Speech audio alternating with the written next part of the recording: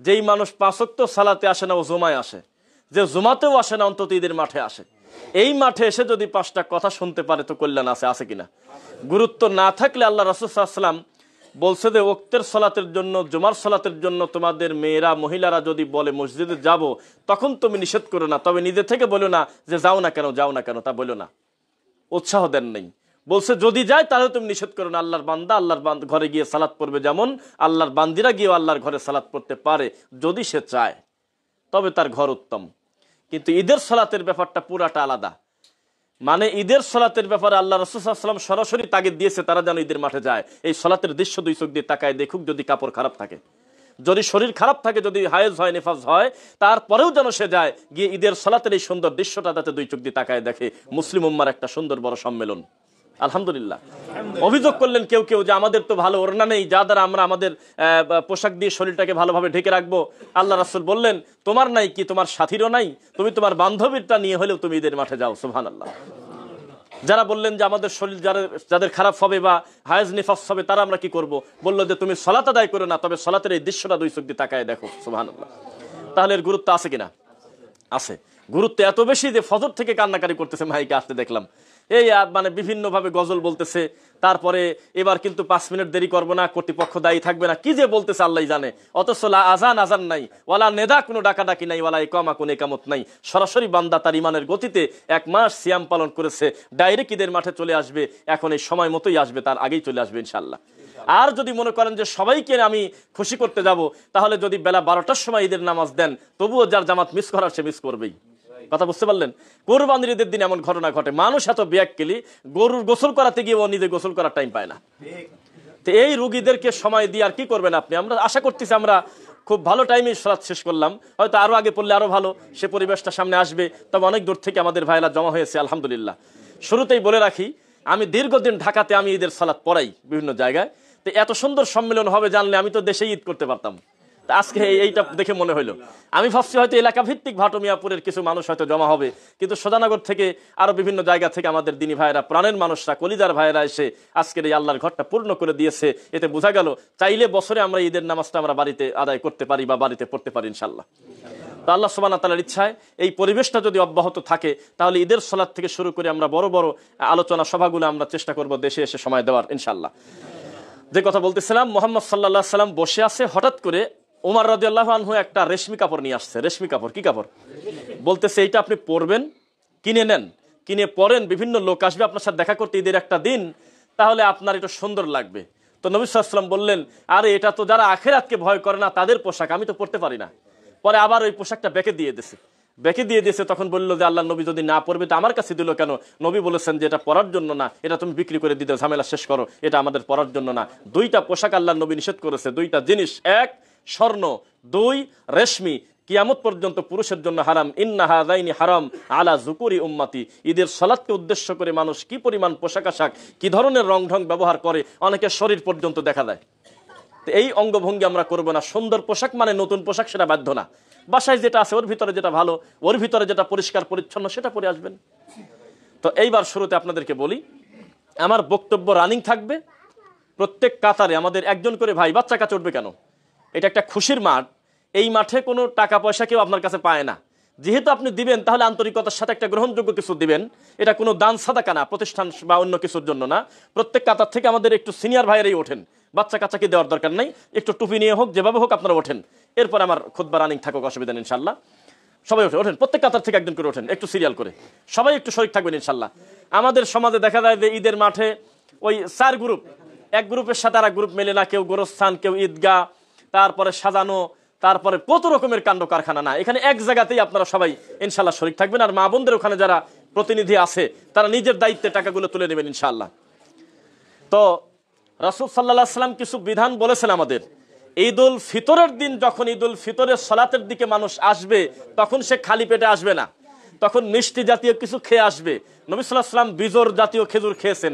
1, 3, 5, 7 হতে পারে, 9, 12 হতে পারে, এরকম একটি বর্ণনা আছে। তবে খালি পেটে নয়, কিছু খেয়ে আসবে। আর ঈদুল আজহার দিনে উল্টা, না খেয়ে আসবে, গিয়ে ওই কুরবানির পশু দিয়ে সর্বপ্রথম ওই খাবার দিয়ে প্রথম খানা তিনি খাবে ঈদুল আজহার দিন। কথা কি জানা আছে আপনাদের? এরপরে সুগন্ধি সুন্দর পোশাক আশাক, রাস্তা পরিবর্তন করে যাওয়ার চেষ্টা করবেন, যেদিক থেকে এসেছেন উল্টা দিক থেকে যাবেন। তবে উল্টা দিকে যদি রাস্তা না থাকে তাহলে 20 কিলো ঘুরবেন নাকি বলেন? রাস্তা যদি না থাকে তাহলে কি আরেক এলাকা দিয়ে ঘুরে যাবেন? না, চেষ্টা করবেন একটু উল্টা পাল্টা করে যাওয়ার।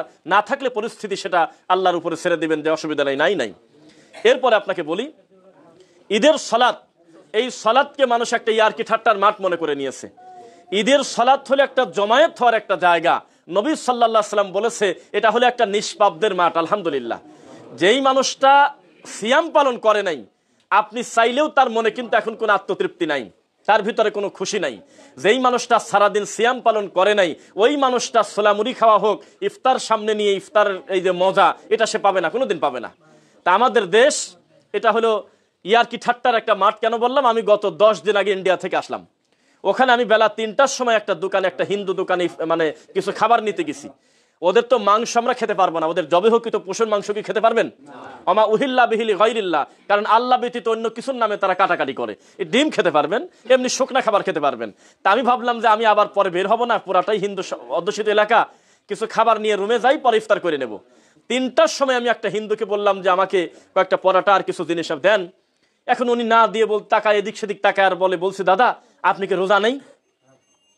বলতে 2বার বললে কথাটা। এখন ওই দোকানের কর্মচারী সেও আমার দিকে আশ্চর্য হয়ে তাকাচ্ছে দাড়ি টুপি দেখে, আপনি কি রোজা নেই? আপনি তো কথাটা শুনলেন, কিন্তু আমি খুব সিরিয়াস ভাবে নিলাম যে একটা হিন্দু, একটা অমুসলিম বুঝতেছে রোজাদার এই টাইমে তো কেনার কথা না, কিনলে তো মাগরিবের টাক দিয়ে কেনার কথা। এখন উনি কিনতে চাচ্ছে কেন? আমাকে উনি ফোর্স করতেছে যে আপনি রোজা নাই কেন? আপনি কি বাংলাদেশ থেকে এসেছেন? অথচ আমার দেশে 90% মুসলমান পর্দা দিয়ে অন্য মাসে চায়ে পোকা পড়ে দেয়, মাসে পোকা পড়ার ভয় নেই। একেবারে পর্দা দিয়ে তারা একসঙ্গে মিলেমিশে তারা নোংরামি করতেছে। নাউযু বিল্লাহি মিন যালিক। কোনো ধরনের কোনো মূল্যায়ন এই রমজান মাসকে তারা করে না। যারা উমরায় গিয়েছে, যারা হজে গিয়েছে, আমাদের এই দেশে ইমামদের কিন্তু সৌদিকে গালি দেওয়া ট্রেনিং দেওয়া হয়, জানেন আপনারা? খুতবায় বসে খতিব সাহেব ডাইরেক্ট আল্লাহর কাবা ঘরের দায়িত্বশীল ইমামদের গালাগালি করে। তারপরে সৌদি বিদ্বেষী তারা, এটা তাদের একটা সিলেবাস আছে। অথচ আমাদের এই দেশে আমি দেখলাম জাকাতের লুঙ্গি দিচ্ছে, শাড়ি দিচ্ছে, সেলফি উঠতেছে। কত বড় খারাপ! জাকাত কি আপনার, এটা কি দিচ্ছেন আপনি, এটা কি আপনি বাধ্য না দান? বাধ্য। এইটা মানুষ সেলফি উঠাচ্ছে, আর তারা লক্ষ লক্ষ কোটি কোটি টাকা সাদাকা করতেছে শিল্পপতি। তারা মুসলমানের হাতে বড় বড় প্যাকেট ধরায় দিচ্ছে, ইফতারের খাবারের একটা নাম পর্যন্ত লেখা নেই, সাদা কাগজ, এর নাম সাদাকা। তা আমরা আল্লাহকে মূল্যায়ন করি না, যার কারণে ঈদের মাঠে এসে আমাদের কোনো ফিলিংস, অনুভূতি কাজ করে না। এটা হলো খুশির দিন, বলেন আলহামদুলিল্লাহ। এটা চরম একটা আনন্দের দিন। আল্লাহ রাসূল বলেছে তোমাদের সব দিন আমাকে দিয়ে দাও, বিনিময়ে 2টা দিন তোমরা আমার থেকে নাও, একটা হলো ঈদুল আজহা, আর একটা হলো ঈদুল ফিতর। কে কার কথা শোনে? দেখেন গা, বাসর ঘরের মতো সাজিয়ে এরপরে বক্স পর্যন্ত বাজাচ্ছে। আর খুশি কাকে বলে? খুশি কাকে বলে? শাওয়ালের চাঁদ দেখার সাথে সাথে বক্স বাজানো হলো খুশি। মানুষ কি পরিমাণ জাহেল দেখেন, সারা মাস কষ্ট করে সিয়াম পালন করছে, আর যেই সিয়াম শেষ শাওয়ালের চাঁদ দেখার সাথে সাথে গান বাজায়, ও তো খুশি।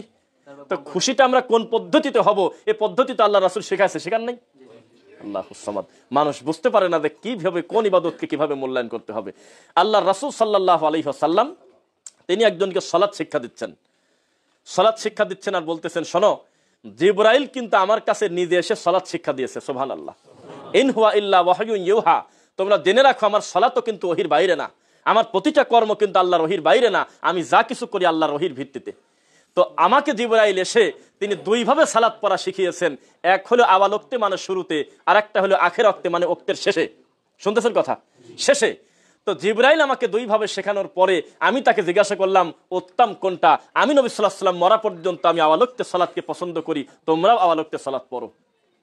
এই যে গোটা একটা মাস গেল, রোজার মাস, এই মাসে আমাদের তরিকাপন্থী কবর পূজারী ভাইয়েরা আমাদের থেকে বড় আহলে হাদিস হয়েছিল ফজরের নামাজে। মানে টাইম হয়নি, 3 মিনিট আগে আযান দিয়ে দিয়েছে, এবং নামাজও হচ্ছে আমাদের আগে। কিন্তু একটা দিনের ব্যবধানে এরা কত বড় খারাপ, 1 ঘন্টা ব্যবধান করে দিয়েছে। আজকে ফজর এখানে কয়টা হয়েছে? আজকে আর ওরা পড়ছে 5:50। আপনি কি কি ঠাট্টা মনে করেন? 5:50 পড়লে আজকে 45 পড়লো আজকে আমাদের এই তরিকাপন্থী ভাইয়েরা। তো একটা দিনের ব্যবধানে কি 50 মিনিট কম বেশ হয়? পৃথিবীতে এরকম ক্যালেন্ডার আছে, এরকম নীতি আছে? আল্লাহর রাসূলের পদ্ধতিতে সালাত আদায় করে না তারা। সালাতের টাইমকে হত্যা করা হচ্ছে।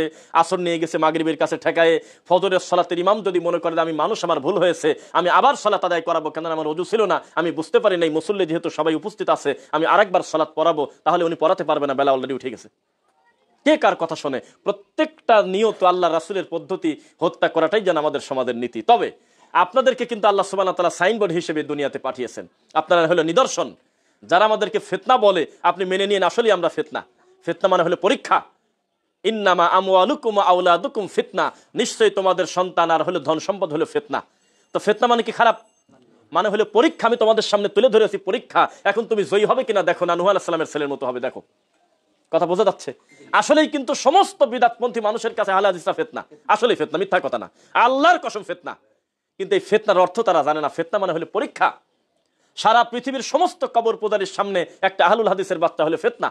সত্যি তাই, যে এই লোকটার কারণে আমরা প্রকাশ্যে কবরে সিজদা দিতে পারি না, উনি ডিস্টার্ব করে, ফিতনা।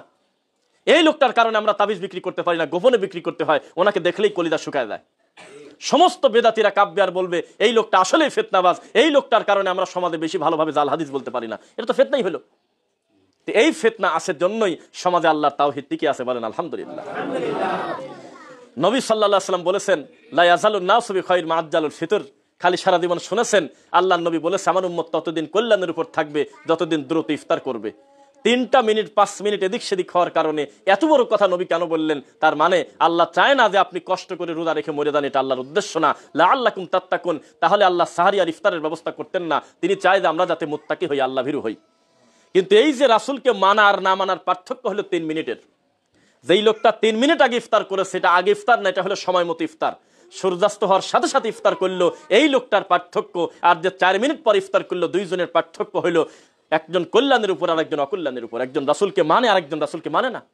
সাধারণ দুইটা কথার ভিতরে 2 মিনিট 3 মিনিটের পার্থক্যে মুমিনের সঙ্গে বেঈমানের পার্থক্য, মুনাফিকের পার্থক্য। তাহলে নবী সাল্লাল্লাহু আলাইহি ওয়াসাল্লামের নীতি আদর্শ আমরা মানব বলে ইনশাআল্লাহ। এখানে আমরা যারা উপস্থিত আছি অধিকাংশ ক্ষেত্রে আমরা চেষ্টা করেছি আমাদের পরিবারকে আজকে নিয়ে আসা, তাই না?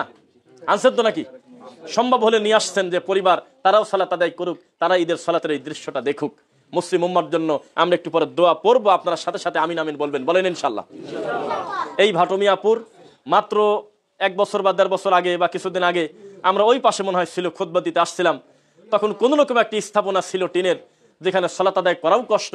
আমাদের দিনী ভাইরা এসে চট নিয়ে বিভিন্নভাবে তারা বাইরে সালাত আদায় করেছে অনেকদিন আগে, মনে আছে আপনাদের?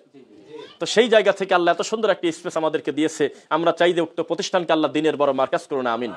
এরপরে আমাদের খুব অন্তরে বড় আশা, আমাদের তুষার ভাই আছে, আমাদের আব্দুর রউফ আঙ্কেল আছে, আমাদের একটা বড় ধরনের প্ল্যান আছে যে এই সুগন্ধি, এই ফুলের বাগানটা বেশি বেশি করা যায় কিভাবে। অলরেডি আমাদের সুধানগরে একটা ভালো ধরনের প্ল্যান চলতেছে, ওখানে আমরা একটা মসজিদ মাদ্রাসা কমপ্লেক্স করবো ইনশাআল্লাহ অতি দ্রুত, ইনশাআল্লাহ অতি দ্রুত। এবং জায়গার পরিবেশ কমপ্লিট হয়ে গেছে, খুব দ্রুত আপনারা আপডেট পাবেন।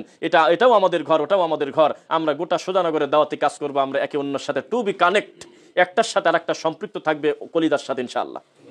তো সর্বদা এইভাবে শক্তিশালী ভূমিকা পালন করবেন। যদি দাওয়াত দিতে গিয়ে যদি অস্থির হয়ে যান তাহলে আপনি কিন্তু বেদাতির থেকে বেশি খারাপ। আপনার অস্থির হওয়া যাবে না, ভেঙে পড়া যাবে না, লা তাহজান ওয়ালা তাখাফ, ভয় নাই চিন্তা নাই। আপনার মনে করতে হবে আমার দাওয়াতে একটা লোকও যদি পীর মুরিদি না ছাড়ে তাতে আমার কি করার আছে, আমি তো তাদের পিটাতে পারি না। ইন্নামা আনতা মুযাক্কির লাস্তা আলাইহিম বিমুসাইতির, আমি তো আসলে দারওয়ান না, আমাকে লাঠি পিটা করার জন্য আন নাই। আমি যে তাদের দলে গেলাম না এটাই তো একটা বড় দাওয়াত। অন্তত আমাকে তো ওরা পীরের ভিতর ঢোকাতে পারে নাই, আমাকে তো মিলাদের অংশ নিতে পারে নাই, এটাই তো একটা বড় কাজ হয়ে গেছে। এরপরে দাওয়াতি কাজ করতে করতে আল্লাহ সুবহানাহু ওয়া তাআলা যদি কাউকে হেদায়েত দেন সেটা হবে আপনার জন্য বিরাট বড় কল্যাণ ইনশাআল্লাহ। এই জন্য মনটা নিরাশ করবেন না। আজকে থেকে মাত্র 5 বছর আগেও এতগুলো ভাই এক জায়গায় আল্লাহ রাসূলের পদ্ধতিতে সালাত পড়বেন, এটা ভাবছেন জন্মে কোনোদিন? জীবনে মনে করেছেন? আমি আমার মতো করে মনে করতাম যে আমি মনে হয় প্রথম। আবার একটা মুরব্বী যার সাথে দেখা হয় সেই মনে করে আমি মনে হয় প্রথম।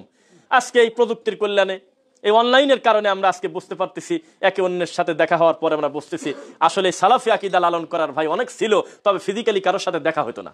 কেউ বাইরে থাকতো, কেউ ঢাকা শহরে চাকরি করতো, সাহসও ছিল না প্রকাশ্যে বললে কে কি মনে করে, তার মতো সে পড়েছে।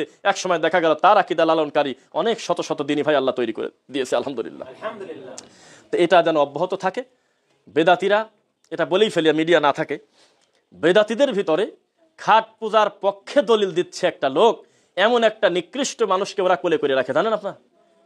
গোটা দেওবন্দি, লক্ষ লক্ষ মুফতি, হাজার হাজার মাদ্রাসা, লাখ বললে মনে হয় ভুল হবে না, প্রায় কাছাকাছি এত বড় বড় প্রতিষ্ঠান, 10 তলা 5 তলা বিশাল বড় প্রতিষ্ঠান, এদের ভিতর থেকে সবচেয়ে বেশি নবীর সুন্নাহ নিয়ে ঠাট্টা করতে পারে যে ওই বাচ্চাকে তারা বলে যে আমাদের এটা হলো রাহবার, তারা এইভাবে আদর করে রাখে। তার আমাদের ভিতরে ভুল থাকবে না, এই কথা কে বলেছে আপনাকে? আমার কাছে সবচেয়ে নিকৃষ্ট প্রাণী সে যে এক শায়েখকে বড় করতে গিয়ে আর এক শায়েখের গায়ে লাল কালি দেয়। এর থেকে নিকৃষ্ট পোকা নাই দুনিয়াতে। আকীদা ভালো, মানহাজ ভালো, মাসালাগত কারণে অথবা জাগতিক কোনো কারণে বা কারোর সাথে কারোর একটু দ্বন্দ্ব বা একটা ভুলভ্রান্তি হয়ে গেছে, আপনি একজনের লাল চিহ্ন দিয়ে দিলেন আর একজনকে দিলেন টিক চিহ্ন, এর থেকে নোংরা মানসিকতা পৃথিবীতে আর নাই। আপনি মনে করবেন যে আহলুল হাদিসরা মানুষ, তাদের সবচাইতে বড় গুণ তাদের আকীদা মানহাজ যদি বিশুদ্ধ থাকে, তারা শিরক করে না, তারা বেদাত করে না, এই হিসাবে আমার ঐক্যের ভাই, মানুষ হিসেবে তার ব্যক্তি ভুলভ্রান্তি অনেক থাকতে পারে, পারে কিনা? এখন আপনি কাউকে ছোট করতে গিয়ে কাউকে বড় করা, খবরদার। এখন যদি ঘোষণা আসে যে ভাটু মিয়াপুর এই মসজিদ ভেঙে দেওয়া লাগবে, তাহলে দেখবেন যে সমস্ত তরিকাপন্থী পীর ফকির রাতারাতি এক হয়ে গেছে। খালি অফিসিয়াল ঘোষণার আশায় তারা আছে, মনে মনে বারবার তারা চিন্তা করে, আল্লাহ কোনদিন যদি এই সুযোগ পাতাম এই মসজিদটা ভেঙে দেওয়ার, তাহলে বলো পুরস্কার পাতাম আল্লাহর কাছে। এটা তারা মনে করে। আমাদের মসজিদ মাদ্রাসা ভাঙাকে তারা ইবাদত মনে করে, বিশ্বাস করেন আপনারা? এই সুন্দর পরিবেশ 12 তাকবীর আল্লাহর রাসূলের সুন্নাহ জিন্দা করে সালাত আদায় করার কারণে বাকি 6 তাকবীর আল্লাহরা মনে করতেছে আমরা মুসলমানই না।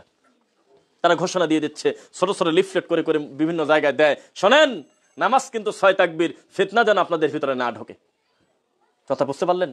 আমরা সুন্নাহকে সুন্নাহর জায়গায় রাখছিলাম, কিন্তু তারা বাড়াবাড়ি করতে গিয়ে আমাদেরকে কাফের ফতোয়া দিতে গিয়ে আল্লাহ নবীর সুন্নাহকে ব্যঙ্গ করার কারণে ঈমান আর থাকে না।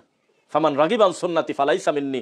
অনেক মানুষ আছে সুন্নাহ পালন করে না, তার দুর্বলতা, তার গুনাহ হচ্ছে, কিন্তু সুন্নাহ নিয়ে ব্যঙ্গ করার কারণে ওই সুন্নাহ তার ভিতরে থাকার পরেও, দাঁড়িয়ে থাকার পরেও তার ঈমানই নাই। বোঝা কি যাচ্ছে?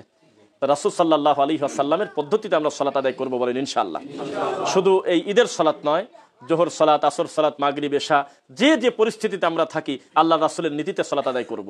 আমি তখন ওয়াশরুমে আছি সম্ভবত, দেখলাম যে এক ভাই আর এক ভাইকে কোলাকুলি করতে যাচ্ছে আজকে।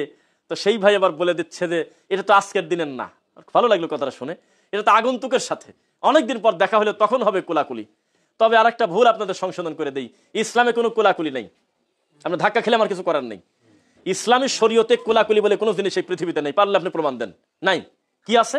মুআনাকা, কাঁধের সাথে কাঁধ, আরে পেটের সাথে পেট লাগে উঁচু করে ফেলে, মানে কত রে অঙ্গভঙ্গি করে, দূর থেকে এসে উনি এইভাবে জাপটে ধরে রাখে। এটা কোন ইবাদতের কাজই না, এটা জাগতিক ব্যাপার। কথা বোঝা যাচ্ছে? কিন্তু শরিয়া সম্মত পদ্ধতি হলো প্রথমে সালাম, মুখে সালাম, কি? তারপরে ভালো লাগলো না, আরো আবেগ, আপনি হাত দিয়ে দেন এক হাত। তারপরে ভালো লাগলো না, অনেকদিন পর দেখা, 3 মাস 6 মাস বছর পরে দেখা, তখন আপনি তার সাথে মুআনাকা করেন। কিন্তু মুআনাকার অনুবাদ কোলাকুলি হয় না। যেই কোলাকুলি আমরা সমাজে করি, একজন একজনের জোড়া ধরে, কেউ কেউ আবার বিভিন্ন অঙ্গভঙ্গি করে ফেলে, এটা চলবে না। কথা বোঝা যাচ্ছে? তো কিছু সিস্টেম আছে, বাপ আর ছেলে এক পাতিলে খাবার খেয়ে কেবল আসলো, এখনই দুইজন কোলাকুলি করতেছে।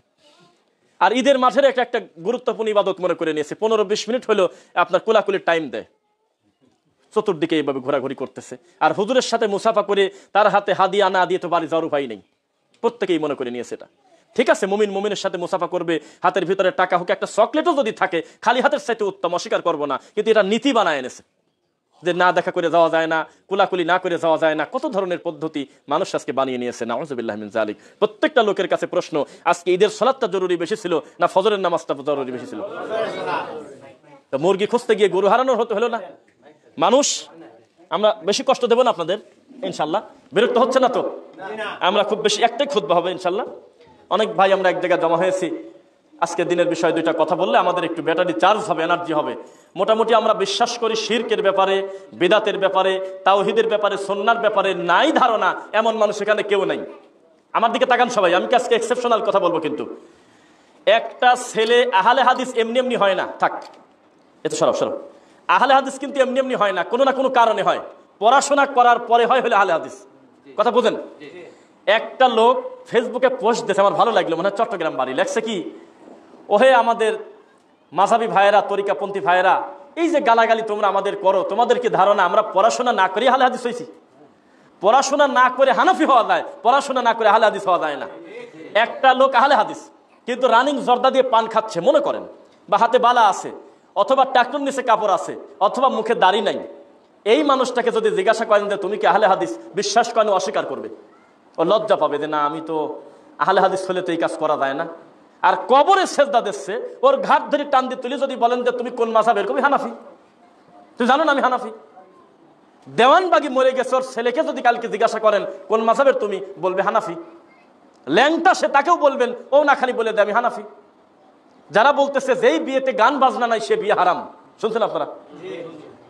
এই বাউলরা বলতেছে আমি হানাফি। জান এখন জিজ্ঞাসা করেন, আট্রসিকে জিজ্ঞাসা করেন যে তুমি কোন তরিকার, বলবে হানাফি। উনি এইটা রেখে গেছে, এই ল্যাংটা রেখে গেছে ইমাম আবু হানিফা রাহিমাহুল্লাহ, যে যা কিছু করো নোংরামি সমস্যা নাই, তোমার একটা বড় রাস্তা আছে, যত শয়তানি করো অসুবিধা নেই, তুমি নিজেকে হানাফি বলে বলছে কোনোদিন? অথচ ইমামদের থেকে আমরা দেখেছি ইতিপূর্বে হাজার হাজার বছর ধরে চলে আসা একটা মানহাজের নাম আহলুল হাদিস, আমরা দেখেছি এই মানহাজ একটা ব্যতিক্রম মানহাজ। যদি তার আমলের দুর্বলতা থাকে স্বীকারই করতে চায় না আমি আহলে হাদিস, কোনো না কোনো কারণ তার থাকবে, তার দৃশ্যমান কিছু থাকবে। একা একা হালাল ছোঁয়া যায় না, টাকের উপরে কাপড় আছে দেখা যায়, মুখে দাড়ি আছে দেখা যায়, সালাত আদায় করে দেখা যায়, সালাতটা বিনয়ের সাথে আদায় করে দেখা যায়। পৃথিবীতে কোনো আহলে হাদিস আছে আমার জানা নাই যে হানাফির থেকে নামাজ তাড়াতাড়ি পড়ে, পৃথিবীতে আছে আমার জানা নেই, নাই। 2 রাকাত কম পড়তে পারে নফল সালাত, তবে কোনোদিন তারা এইভাবে করে না রুকুতে যাওয়ার সাথে সাথে রুকু থেকে উঠে আবার সিজদায় চলে যাওয়া, এই সালাত তারা পড়ে না। তাদের বাহ্যিক বহু কিছু দেখে প্রমাণ হয় পড়াশোনা না করে তারা হয় নাই। বহু আহলে হাদিস আছে যারা আহলে হাদিস আলেমদেরকে গালিগালাজ করতে একটা সময়, জানেন আপনারা, খুব গালি দিত, গালি দিতে গিয়ে আল্লাহ তাকে হেদায়েত দিয়ে দিয়েছে গবেষণা করতে করতে। তো এটা আপনি কি মনে করবেন? হক আসে কার পক্ষ থেকে বলেন তো? ওয়াকুলিল হাক্কু মির রাব্বিকুম, আল্লাহ বলতেছে হক আসে আমার পক্ষ থেকে। অনেক সময় কবর পোদারের মুখ থেকেও সত্য বের হয়, হয় কিনা? বের হয়ে যায়। তো এই জন্য আপনারা মনে করবেন রাসূল সাল্লাল্লাহু আলাইহি ওয়াসাল্লামের নীতিতে সালাত আদায় করা, তার পদ্ধতিতে ইবাদত বন্দেগী করা, এর থেকে বড় জিহাদ আর কি হতে পারে আজকের এই দিনে? যেই সমাজের মানুষ মনে করে আমিন জোরে বলা হলে ইহুদির লক্ষণ, এর থেকে কি বলবেন না? এই সমাজে রাসূলের পদ্ধতিতে সালাত আদায় করবেন ইনশাআল্লাহ, পরিস্থিতি যেমন হয় হোক। গতকালকে আমার সাতবাড়িয়া বাজারে, আমি নাম বললে তারা লজ্জা পাবে, মিডিয়াতে যাবে, এমন একটা লোক, মানে আমার চোখ হয়ে গেল যে কি বলে, মাছ বাজারের পাশে আমাকে একা একা ফাঁকে ডাকে নিয়ে বলতেছে খুব বিপদে আছি নাতি দোয়া করো। কেন? কয়েক সারা জীবন তো পীর ফকিরের দিয়েতেই আসি, এর বাইরে তো নাই, এখনো আমি তরিকাই মানি বা সেই, কিন্তু জামাই খুব ডিস্টার্ব করে, মেয়ের জামাই। কেন? কয় জামাই, কয় আব্বা এই সমস্ত পীর ফকির মানা যাবে না। কথায় কথায় আমার খালি ভুল ধরে, আমি তো বিপদে পড়ে গেছি।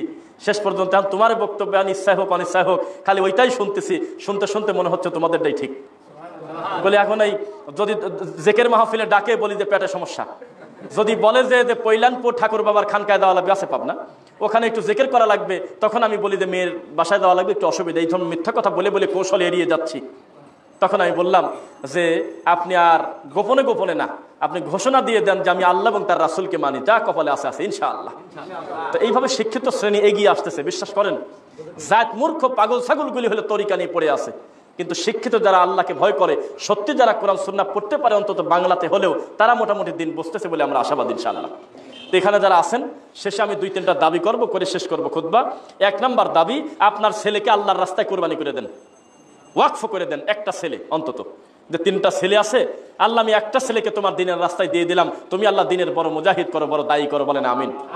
এইটা হবে আপনার জন্য আজকের এই খুতবায় সবচাইতে বড় সাদাকা ইনশাআল্লাহ।